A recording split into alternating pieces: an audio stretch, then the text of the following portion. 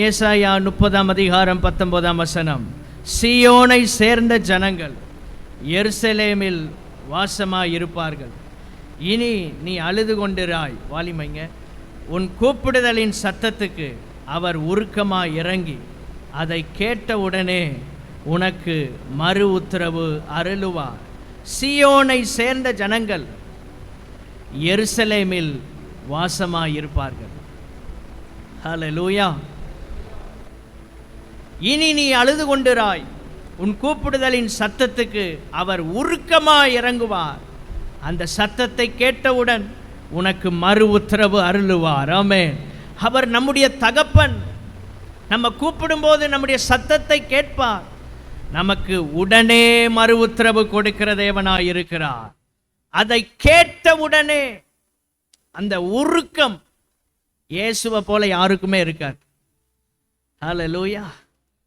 பிள்ளை சத்தத்தை தாய் கேட்கும்போது, ஆபத்தில் ஒரு பிள்ளை துடிக்கும் போது தாயோ தகப்பனோ அந்த சத்தத்தை கேட்டால் உருக்கமாய் இறங்கி உடனடியாக தூக்கி அந்த பிள்ளையை காப்பாற்றுவது போல தகப்பன் ஒருவர் பரலோகத்தில் இருக்கிறார்.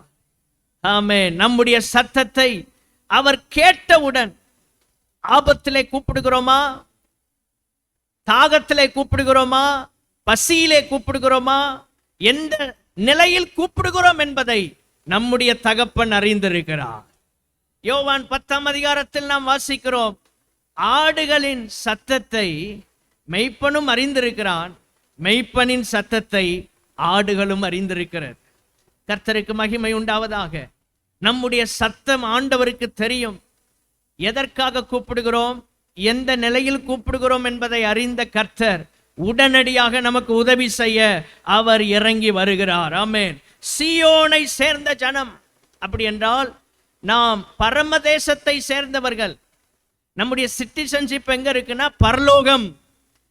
பிலிப்பியர் 3:20 வாசிக்கிறோம், நம்முடைய குடியிருப்போ பரலோகத்தில் இருக்கிறது. எத்தனை பேர் விசுவாசிக்கிறீங்க? கரங்களை உயர்த்தி ஒரு அல்லேலூயா சொல்லலாமா? எல்லாரும் கையை உயர்த்தி ஒரு அல்லேலூயா சொல்லுவோம். ஆமென். ஹல்லேலூயா. சீயோனை சேர்ந்த ஜனம், உலகத்தை சேர்ந்த ஜனம் அல்ல. நாம் சீயோனை சேர்ந்தவர்கள், பரம எருசலேமை சேர்ந்தவர்கள், பரலோகத்தை சேர்ந்தவர்கள். நம்முடைய குடியிருப்போ ஆமென் பரலோகத்தில் இருக்கிறது. பவுல் சொல்றார்ல, சபைக்கு எழுதுகிறார். பிலிப்பிய சபைக்கு வலியுறுத்தின பவுல் இன்றைக்கு பரிசுத்த ஆவியானவர் இந்த காலை நேரத்தில் நமக்கு வலியுறுத்துகிறார். நம்முடைய குடியிருப்போ எல்லாரும் சொல்லுவோம் பரலோகத்தில் இருக்கிறது. நான் இந்த உலகத்திற்கு சொந்தமானவன் அல்ல. அந்த ஜனம் எருசலேமில் வாசமாயிருப்பார்கள். எந்த ஜனம்? சீயோனை சேர்ந்த ஜனம், பரம தேசத்துக்குரியவர்கள் எருசலேமில் வாசம் பண்ணுவார்கள். எருசலேம் என்றால் தேவனுடைய வீடு, தேவனுடைய பிரசன்னம் தங்கி இருக்கிற இடம், தேவனுடைய சபை. அப்ப பரலோகத்துக்கு சொந்தமானவர்கள் சபையிலே இருப்பார்கள். பரலோகத்திற்கு சொந்தமான ஒரு ஜனம் திருச்சபையிலே அங்கமாயிருக்கும். சீயோன் பரமதேசத்துக்கு அடையாளம். 128 சங்கீதம் 5 நாம் வரும்போது, சங்கீதம் 128:5 நாம் வாசித்து பார்ப்போமானால் இவ்விதமாய் சொல்லப்பட்டிருக்கிறது, கர்த்தர் சீயோனிலிருந்து உன்னை ஆசீர்வதிப்பார், நீ ஜீவனுள்ள நாளெல்லாம் எருசலேமின் வாழ்வை காண்பாய். ஒரு மகிமையான ஆசீர்வாதம், எருசலேமின் அனுபவம். இன்றைக்கு ஆவியானவர் நம்மோடு பேசுகிறார். எருசலேமின் அனுபவங்கள் தரும் ஆசீர்வாதங்கள். இதுதான் கர்த்தருடைய வார்த்தை. இன்றைக்கு எருசலேமின் அனுபவங்கள் நமக்கு தரும் ஆசீர்வாதங்கள். இந்த எருசலேம் தேவனுடைய வார்த்தை இருக்கிற இடம், தேவனுடைய வார்த்தை வெளிப்படுகிற இடம், ஆண்டவருடைய வசனம் வெளிப்படுகிற ஒரு இடம் எருசலேம். எருசலேம் சபைக்கு அடையாளமாய் இருக்கிறது. இங்கே இருந்து வசனம் வெளிப்படுகிறது. இன்றைக்கு ஆராதனையில் 2 செய்திகளை நம்ம கேட்கிறோம். ஆண்டவருடைய வார்த்தை வெளிப்பட்டு கொண்டே இருக்கிறது. இந்த எருசலேமில் கர்த்தர் வாசம் பண்ணுகிறார். சகரியா தீர்க்கதரிசியின் புஸ்தகம் 8:3 நீங்கள் வரும்போது அங்கே சொல்லப்பட்டிருக்கிறது, 8:3 நான் சீயோனிடத்தில் திரும்பி எருசலேமின் நடுவிலே வாசம் பண்ணுவேன். ஏனென்றால் அவர் வாசம் பண்ணும்போது எருசலேம் சத்திய நகரம் எனப்படும். சத்திய நகரம், இந்த சபை சத்தியமுள்ள சபை. எருசலேம் தேவனுடைய வீடு சத்தியம் நிறைந்த வீடாய் மாற வேண்டுமா? அங்கே அவர் வாசம் பண்ண வேண்டும். நமக்குள் அவர் வாசம் பண்ணும் போது நம்மை ஆசீர்வதிப்பது மாத்திரமல்ல, சத்தியத்தினால் நம்மை நிரப்புகிறார். ஹல்லேலூயா, ஸ்தோத்திரம். கிருபையினாலும் சத்தியத்தினாலும் நிறைந்தவராய் நமக்குள்ளே வாசம் பண்ணுகிறார். அவர்தான் இந்த கர்த்தராகிய இயேசு கிறிஸ்து. ஹல்லேலூயா. கரங்களை உயர்த்தி எல்லாரும் ஒரு அல்லேலூயா சொல்லலாமா? கர்த்தருடைய நாமம் மகிமைப்படுவதாக. கிருபையினாலும் சத்தியத்தினாலும். யோவான் 1:14 நாம் வாசிக்கிறோம். அந்த எருசலேமில் கர்த்தர் வாசம் பண்ணுகிறார். இந்த எருசலேமின் அனுபவம் நமக்கு இன்றைக்கு தேவை. தாவீது எருசலேமை எப்படி பிடித்தான்? 2 சாமுவேல் 5:6-7 வாசிக்கும் போது குருடரும் சப்பானிகளும் தடுப்பார்கள் என்று சொன்னார். ஆனால் தாவீது விடல, போராடி பிடித்தான். ஸ்தோத்திரம். தடைகளுக்கு நடுவில் சீயோன் கோட்டையை பிடித்தான், எருசலேமை பிடித்தான். பல பெயர்கள் இதற்கு சொல்லப்பட்டிருக்கிறது வேதத்துல. எல்லாத்தையும் சொல்ல நேரம் இல்லை. நீங்க போய் வீட்டில் தியானம் பண்ணுங்கள். கர்த்தருக்கு மகிமை உண்டாவதாக. இன்னைக்கு நீங்களும் நானும் இந்த சபை எப்படி பிடிச்சிருக்கிறோம்? கர்த்தர் எப்படி இங்க கொண்டு வந்தார் தெரியுமா? பாவத்தோட போராடி யுத்தம் பண்ணி இயேசுவின் இரத்தத்தால் கழுவப்பட்டு ஜெயம் எடுத்து இந்த சபையிலே நாம் அங்கமா இருக்கிறோம். கரங்களை உயர்த்தி அல்லேலூயா சொல்லுவோம். எளிதாக இந்த சபைக்குள்ள வரல, எளிதாக எருசலேமின் அனுபவத்துக்குள்ள நம்ம வரவில்லை. தாவீதே, எப்படி நீ பிடித்தாய் என்றால், நான் போராடி பிடித்தேன், குருடரும் சப்பானிகளும் தடுப்பார்கள் என்று சொன்னார்கள். ஆனால் யுத்தத்திலே கர்த்தர் அவனுக்கு ஜெயம் கொடுத்தார். எத்தனையோ தடைகள், தேவ சபைக்கு வருவதற்கு எத்தனையோ போராட்டங்கள். ரட்சிக்கப்படுகிறவர்களை கர்த்தர் அனுதினமும் சபையிலே சேர்த்து கொண்டு வந்தாரே. ஞானஸ்நானம் எடுக்க எவ்வளவு போராட்டம் நமக்கு வந்தது. எல்லா யுத்தங்களிலும் ஜெயித்து தாவீது சீயோன் கோட்டையை பிடித்தது போல இன்றைக்கு இந்த சபையை நாம் சுதந்தரிக்க, ஆமென், கர்த்தர் நமக்கு உதவி செய்திருக்கிறார். ஒரு அல்லேலூயா சொல்லக்கூடாதா? இந்த சபையிலே நாம் அங்கமானது எளிதாவா? ஏதோ நம்ம முற்பாட்டர்கள் காலத்தில் இருந்தனால சேர்ந்துட்டோமா? இல்லை. இயேசுவின் இரத்தத்தால் நாம் கழுவப்பட்டு இன்றைக்கு இந்த சபையிலே நாம் அங்கமாய் இருக்கிறோம். இயேசுவின் இரத்தத்தால் கழுவப்படாதவர்கள், பாவத்தோட போராடி ஜெயம் எடுக்காதவர்கள் சபையிலே அங்கமாக முடியாது. நாம் வந்து போகலாம், ஆனால் சபையிலே அங்கமாக வேண்டுமென்றால் நாம் யுத்தத்திலே ஜெயித்திருக்க வேண்டும். ஹல்லேலூயா. பிசாசை ஜெயித்திருக்க வேண்டும், மாம்சத்தை ஜெயித்திருக்க வேண்டும். தாவீது போராடி ஜெயம் எடுத்தார். நீங்க வீட்டில் போய் இந்த பகுதிகள் எல்லாம் வாசிக்க உங்களை அன்போடு கேட்டுக்கொள்கிறேன். 2 சாமுவேல் 5 நாம் அதை வாசிக்க முடியும். கர்த்தருக்கு மகிமை உண்டாவதாக. ஸ்தோத்திரம். அங்கே தாவீத சொன்னாங்க, நீ இதுக்குள் பிரவேசிக்க கூடாது, முடியாது. எபூசியர் மேல் யுத்தம் பண்ண ராஜாவான தன் மனுஷரோட கூட எருசலேமுக்கு போனார். எபூசியர் மேல் யுத்தம் பண்ண அங்க போகிறான். இதுல பிரவேசிக்க உன்னால கூடாதுன்னு நினைச்சு தாவீதை நோக்கி, நீ பிரவேசிப்பதில்லை, உன்னை எல்லாரும் தடுப்பாங்க. ஆனால் அவனுக்குள் இருந்த அந்த அபிஷேகம், ஹல்லேலூயா, எப்ரோனில மீண்டும் தாவீது அபிஷேகம் பண்ணப்பட்டதை 2 சாமுவேல் 5:3 நாம் வாசிக்க முடியும். மீண்டும் ஒரு அபிஷேகம் எப்ரோன் அவன் மேல் வந்தது. அந்த அபிஷேகத்தினால சீயோன் கோட்டையை பிடித்தான், எருசலேமை சொந்தமாக்கினா. கரங்களை உயர்த்தி ஆமென் சொல்லுவோம். இன்றைக்கு ஆண்டவர் தருகிற அபிஷேகத்தினால உங்க வாழ்க்கையில இதுவரை சுதந்தரிக்க முடியாத நன்மைகள், இதுவரை அனுபவிக்க முடியாதவைகள், போராடி இன்னும் பெற்றுக்கொள்ள முடியாத நிறைய ஆசீர்வாதங்களை எப்ரோனில் கர்த்தர் உங்களுக்கு தருகிற அபிஷேகத்தினால் நீங்கள் சுதந்தரிக்க போகிறீர்கள். ஹல்லேலூயா. நீங்கள் பெற்றுக்கொள்ள போகிறீர்கள். நல்ல உற்சாகம் ஒரு அல்லேலூயா சொல்லுவோம். எருசலேம் தேவாலயம் எங்கே கட்டப்பட்டது? இந்த அனுபவங்கள் நமக்கு தருகிற ஆசீர்வாதங்களை நாம் அனுபவிக்க வேண்டுமானால் இந்த எருசலேம் தேவாலயத்தின் சிறப்பு என்ன? அப்படி என்ன? சாலமோன் தங்கத்தினால் தானே கட்டினான். என்ன அதிலே சிறப்பு? ஆதியாகமம் 22:2 ஒரு தேவ மனுஷன் கர்த்தருடைய சத்தத்துக்கு கீழ்ப்படிந்தான். இன்னைக்கு முதல் செய்தி அதைத்தான் கேட்டோம். ஒரே ஒரு தேவ மனுஷன் ஆபிரகாம் தேவ சத்தத்துக்கு கீழ்ப்படிந்த போது தன்னுடைய ஏகசுதன் ஒரே புத்திரனை மோரியா மலையில கர்த்தர் குறித்த இடத்துல கொண்டு போய் பலிபீடத்துல கொண்டு வைக்கிறான். சுவிசேஷகர் ராஜன் அவர்கள் பிரசங்கத்துல முன்னால ஒரு வார்த்தையை சொன்னாங்க, எதை முக்கியப்படுத்துகிறோமோ அந்த இடத்துல நம்ம நிற்போம் சரியா. ஆமென். கர்த்தரை முக்கியப்படுத்தின ஆபிரகாம் அவருக்கு கீழ்ப்படுகிற இடத்துல சரியாய் வந்து நின்றான். இந்த காலை நேரத்துல அதே மோரியா மலையில ஒரு நாள் சாலமோனின் தேவாலயம் கட்டப்பட்டது. எந்த இடத்தில் ஈசாக்கை பலிபீடத்துல வைத்தானோ அதே இடத்துல பல வருடங்கள் கழித்து என் தேவனுடைய ஆலயம் கட்டப்பட்டது. இந்த சபை இங்கே கட்டப்பட்டிருக்கிறது என்றால் எத்தனையோ பரிசுத்தவான்களுடைய தியாகம், கண்ணீர், அர்ப்பணம், ஜெபம் உங்களை இந்த சபைக்குள்ள நம்மை எல்லாம் கொண்டு வந்திருக்கிறது என்றால், அன்றைக்கு ஆபிரகாம் செய்த விலைக்கிரயம் ஒரு தேவாலயத்தை அதே ஸ்தானத்தில் கட்டுவதற்கு கர்த்தர் கிருபை தந்தார். இது ஆபிரகாமின் அர்ப்பணத்தை கர்த்தர் கனம் பண்ணுகிறதை நாம் பார்க்கிறோம். நீங்கள் கர்த்தருக்கு உங்களை அர்ப்பணித்தார், ஒரு நாள் உங்கள் சந்ததி அந்த ஆசீர்வாதத்தை சுதந்தரித்துக் கொள்ளும். இரங்கல சச்சி ஒரு அல்லேலூயா சொல்லலாமா? ஒரு மனுஷனுடைய அர்ப்பணத்தை ஆண்டுகள் ஒரு நோடினாலும் கர்த்தர் மறக்கவில்லை. கர்த்தர் மறக்கவில்லை.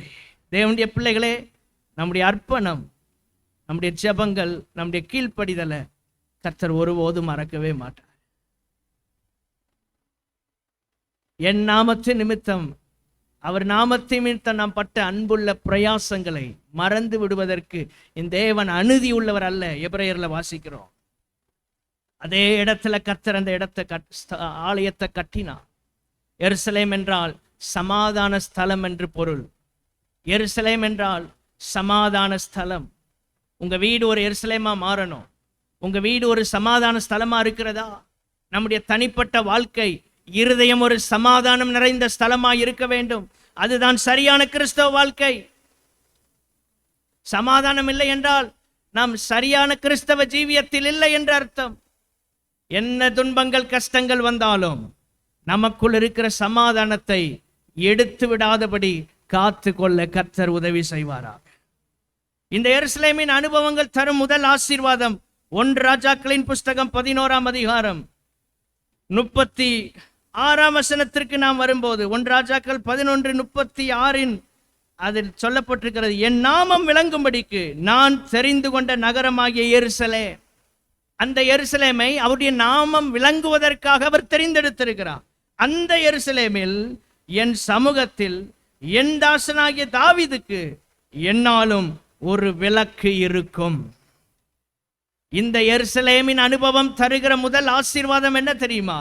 தேவனுடைய பிள்ளைகளே, என்னாலும் ஒரு விளக்கு உங்களுக்காக எரிந்து கொண்டே இருக்கும்.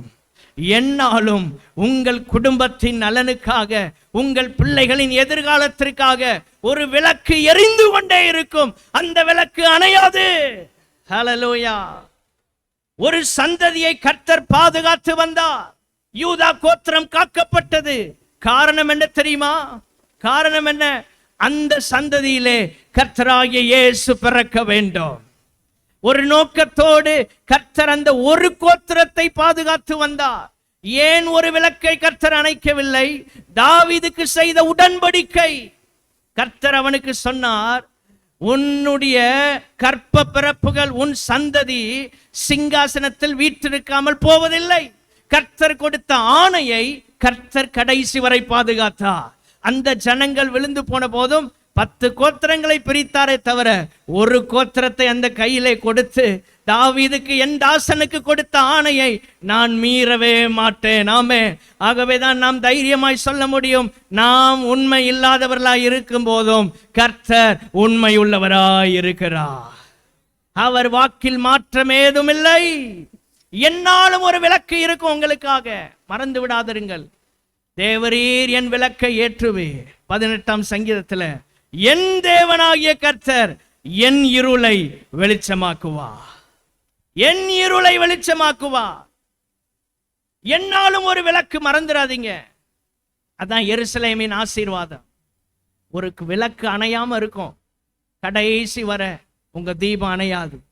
கடைசி வர உங்க சந்ததியை கர்த்தர் பாதுகாப்பா. விசுவாசித்த நல்ல ஒரு அல்லேலூயா சொல்லக்கூடாது. ஏன் தெரியுமா? என்ன நம்பி வந்த என் ஜனம், என்னை விசுவாசித்து என்னை பின்பற்றி வந்த இந்த ஜனம் எப்படி நான் கைவிடுவேன்? ஆண்டவர் உருக்கமா இறங்குறார், நமக்காக உருக்கமா இறங்குகிறார். எருசலேமின் இரண்டாவது ஆசீர்வாதம் 2 சாமுவேல் 9ஆம் அதிகாரம் 13ஆம் வசனம். 2 சாமுவேல் 9:13. மேவிபோசேத் ராஜாவின் பந்தியில் நித்தம் அசனம் பண்ணுகிறவனாய் இருந்தபடியினால் எருசலேமிலே குடியிருந்தார். அவனுக்கு 2 காலும் முடமாயிருந்தது. சவுலின் குமாரலில் ஒருவன் மேவிபோசேத், அவனுடைய சந்ததியில் வந்தவன் மேவிபோசேத். அவன் ராஜாவின் பந்தியில் அசனம் சாப்பிடுகிற பாக்கியத்தை பெற்றுக் கொண்டான். யோனத்தானுக்கு தாவீது கொடுத்த ஆணை நிமித்தம் யோனத்தானின் குடும்பத்தில் மீதம் இருந்தது மேவிபோசேத். எங்கே குடியிருந்தான்? எருசலேமிலே குடியிருந்தான். எதற்காக குடியிருந்தான்? ராஜாவின் பந்தியிலே அசனம் பண்ணுவதற்காக. தேவனுடைய பிள்ளைகளே, இந்த எருசலேமின் அனுபவங்கள் நமக்கு தரும் 2வது ஆசீர்வாதம், ராஜாவின் பந்தியில் நித்தம் புசிக்கிற ஒரு பாக்கியம். தேவனுடைய சன்னிதானத்தில் நித்தமும் அவர் வார்த்தையை பெறுகிற ஆசீர்வாதத்தை கர்த்தர் நமக்கு தர விரும்புகிறார். எருசலேம் கர்த்தருடைய வசனம் வெளிப்படுகிற இடம். இங்கே நித்தமும் வார்த்தை உண்டு. இந்த சபைக்கு ஏன் வருகிறோம்? கர்த்தருடைய வார்த்தையை கேட்பதற்காக, கர்த்தருடைய பந்தியில் பங்கெடுப்பதற்காகவே எருசலேமில் அவன் குடியிருக்கிறான். ராஜாவின் பந்தியில் பங்கெடுப்பதற்கு மேவிபோசேத் எருசலேமில் குடியிருந்தது போல எருசலேம் ஆகிய இந்த சபைக்குள் நம்மை கர்த்தர் எதற்காக கொண்டு வந்தார் தெரியுமா? ஒவ்வொரு மாதமும் அவர் வரும் வரைக்கும் அவரை நினைவு கூறும்படி கர்த்தருடைய பந்தியிலே பங்கெடுப்பதற்காக கர்த்தர் நமக்கு இந்த ஆசீர்வாதத்தை கொடுத்திருக்கிறார். இந்த பந்தியில பங்கெடுக்கிறது எவ்வளவு பெரிய பாக்கியம்! என்ன புண்ணியம் செஞ்சோம்? ஒன்றும் செய்யல. அவர் செய்த புண்ணியத்தினால இந்த பந்தியில பங்கெடுக்கிற பாக்கியம் நமக்கு கிடைத்திருக்கிறது. இந்த உலகத்திலேயே மிக ஆசீர்வாதமான ஒரு விருந்து என்னன்னா திருவிருந்து. மிக கனத்துக்குரிய, மேன்மைக்குரிய, மகிமைக்குரிய, வார்த்தைகளால் விவரிக்க முடியாத ஒரு விருந்து, அது திருவிருந்து. இதுதான் கனத்துக்குரியது. இதுதான் கனத்துக்குரியது. பிரியமானவர்களே, 2 கால்களும் உடம். சரீரத்தில் பலவீனம் நமக்கு இருக்கிறது, குறைவுகள் இருக்கிறது, இன்னும் இயலாமைகள் இருக்கிறது, இன்னும் கீழ்ப்படிய வேண்டிய சில அனுபவங்கள் இருக்கிறது.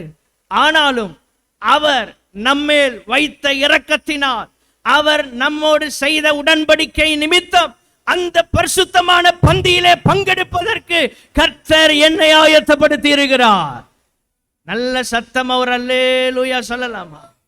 3வது எருசலேமின் அனுபவம் தரும் 3வது ஆசீர்வாதம், நெகேமியாவின் புஸ்தகம் 12ஆம் அதிகாரம் 43ஆம் வசனத்திலே நாம் வாசிக்கும் போது, நெகேமியா 12ஆம் அதிகாரம் 43ஆம் வசனத்தின் கடைசி பகுதியிலே எருசலேமின் களிப்பு தூரத்திலே கேட்கப்பட்டது.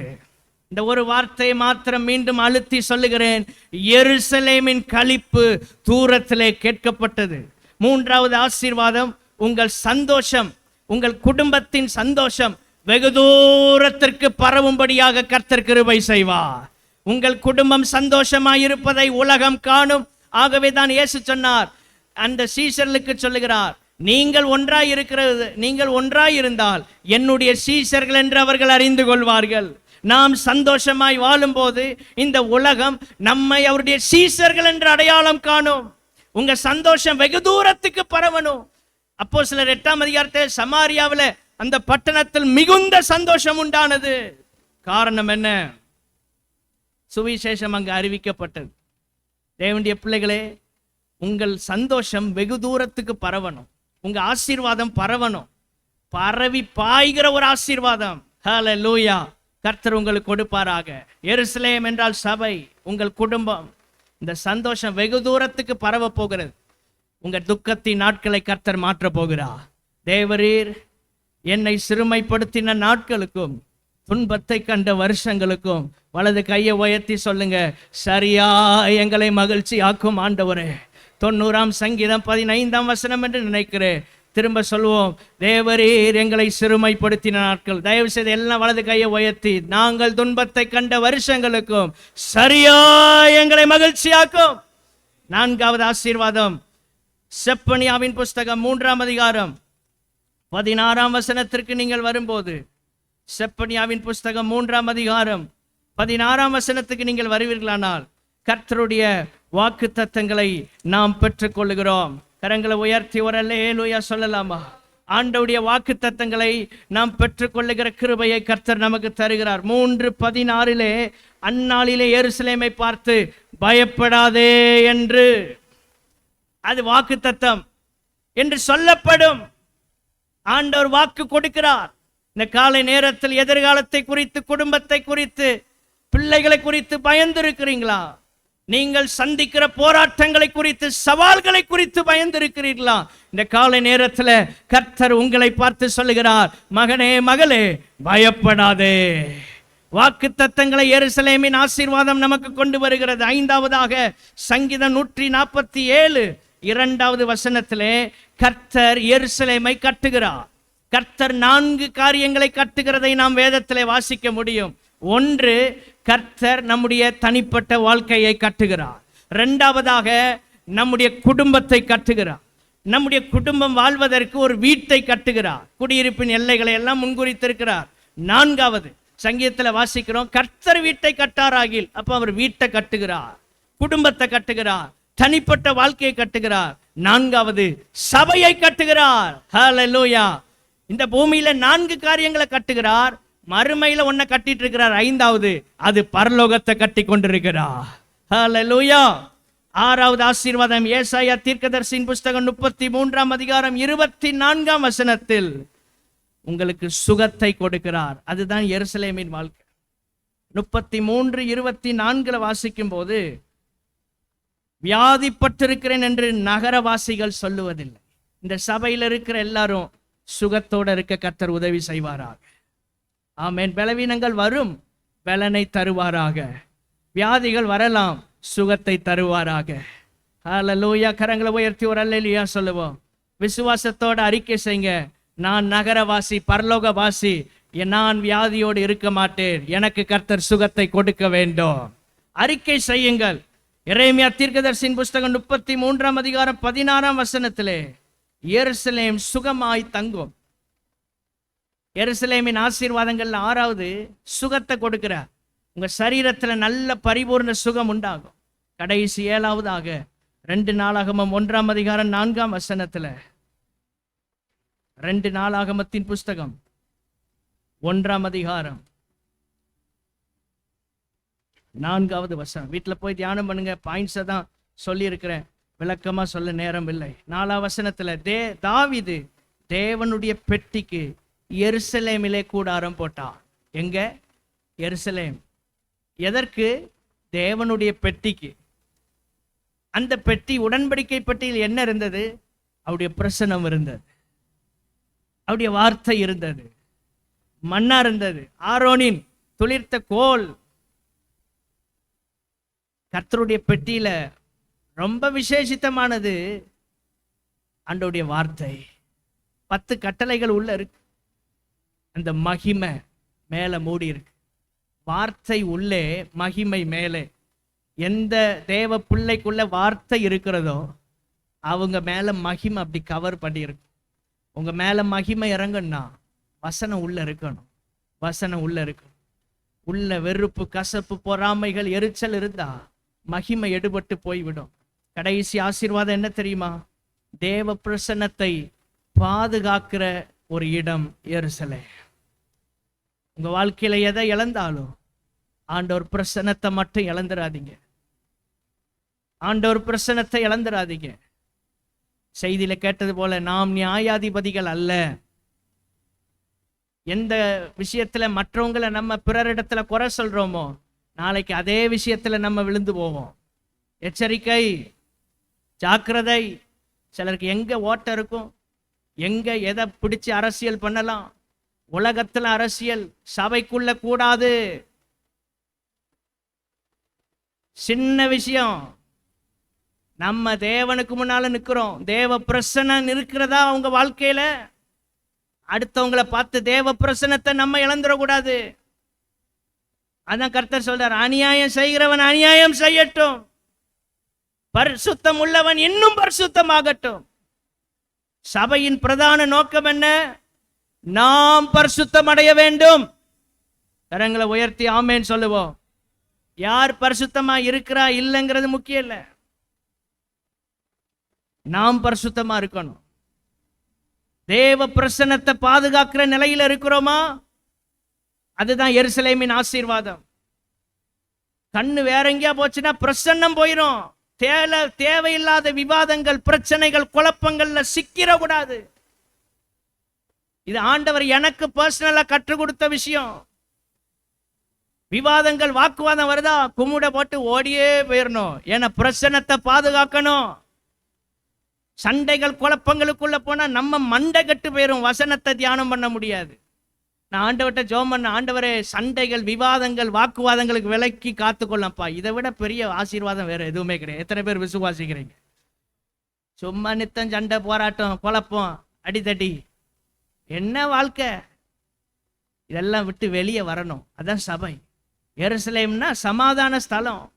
சமாதானம் இருக்கா நமக்குள்ள? தேவ பிரசன்னத்தை பாதுகாக்கிற இடம் எருசலேம். நம்ம நினைக்கிறோம் நம்ம தான் நீதிமான்கள். அந்த பிரசன்னம் நமக்குள்ள இருக்கிற வரைக்கும் தான் நீதிமான். பிரசன்னம் மட்டும் வெளியே போயிட்டுனா ஒரு மனுஷன் கூட நம்மளை மதிக்க மாட்டான். உடன்படிக்கை பற்றி அவர் பிரசன்னத்தால நிரம்பி இருந்துச்சு. தேவனுடைய பிள்ளைகளே, உங்களுக்கும் எனக்கும் கனமும் மரியாதையும் மதிப்பும் எது வரைக்கும் தெரியுமா? அந்த பிரசன்னம் நம்மளை கவர் பண்ணி இருக்கிற வரைக்கும் தான். அந்த பிரசன்னம் எடுபட்டு போச்சா ஒரு மதிப்பும் இல்லை. ஆனால் தான் தாவீது 51ஆம் சங்கீதத்தில் அதை அறிஞ்சு சொல்றான், உங்க சமூகத்தை விட்டு என்ன தள்ளிடாதீங்க ஆண்டவரே, உங்க பிரசன்னத்தை என்னை விட்டு எடுத்துக்கொள்ளாதீங்கப்பா. இன்னைக்கு ஒரு தீர்மானத்தோட பந்தியில பங்கெடுக்க போகிற, ஆண்டவரே என் வாழ்க்கையில கடைசி வர உங்க பிரசன்னத்தை காப்பாற்ற கிருபை தாங்கப்பா. எல்லாரும் சொல்லுங்க, உங்க பிரசன்னத்தை காப்பாற்ற கிருபை தாங்க. தேவையில்லாம நியூஸ், அது இது கண்டதை கலியதை பார்த்து பிரசன்னத்தை கெடுத்துறாதீங்க. திரும்ப உள்ள வர முடியாது, வார்த்தை வராது. நான் அனுபவிச்சிருக்கிறேன். தேவையில்லாம மைண்ட்ல ஏதாவது யாராவது நமக்கு விரோதமா செயல்பட்டது இதே மனசுல வச்சிட்டு இருந்தா வசனம் தியானிக்க முடியாது, தூக்கி எறிஞ்சிடணும். குழப்பம் பிடிச்சு நமக்கு பிரச்சனையா இருக்கா, தூர விலகிடணும், கிட்டே போயிடக்கூடாது. துஷ்டனை கண்டா தூர விலகு, பிரச்சனைக்கு உள்ள போயிடாத, சிக்கிறாதீங்க, பிரசன்னம் போயிரும். ஐயோ, தேவ பிரசனத்துக்கு முக்கியத்துவம் கொடுங்க. இந்த கடைசி நாட்கள்ல உங்க குடும்பத்துக்குள்ள தேவ பிரசனத்துக்கு முக்கியத்துவம் கொடுங்க. தேவ பிரசனத்தை பாதுகாக்கிற இடம் எருசலேம். மறந்துடாதீங்க, மறந்துடாதீங்க. திரும்ப திரும்ப ஆண்டவர் சொல்றாரு, இதுதான் எருசலேம் தருகிற ஆசீர்வாதம். வேற எதுக்குள்ளயா மூக்க நுழைச்சிட்டு நம்ம பெரிய ஆளுன்னு காண்பிக்க நினைச்சோன்னா பிரசன்னம் போயிரும். ஆண்டவர்கிட்ட சொல்ல, ஆண்டவரை எனக்கு எதுவும் தேவையில்லப்பா, உங்க பிரசன்னம் மட்டும் இருந்தா போதும். வார்த்தை வெளிப்பட்டுட்டே இருக்கும், வார்த்தை வெளிப்பட்டுட்டே இருக்கும். பிரசன்னம் மேல இருந்தா உடன்படிக்கை பெட்டிக்குள்ள இருக்கிற வார்த்தையில வல்லமை விடுவிக்கும், ஜனங்களை சுகப்படுத்தும், ஆசீர்வதிக்கும். இன்றைக்கு புதிய ஏற்பாட்டு காலத்துல நீங்களும் நானும் தான் உடன்படிக்கை பெட்டி.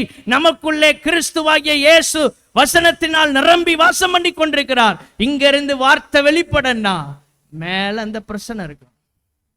எல்லாரும் எழுந்து நிற்போம்.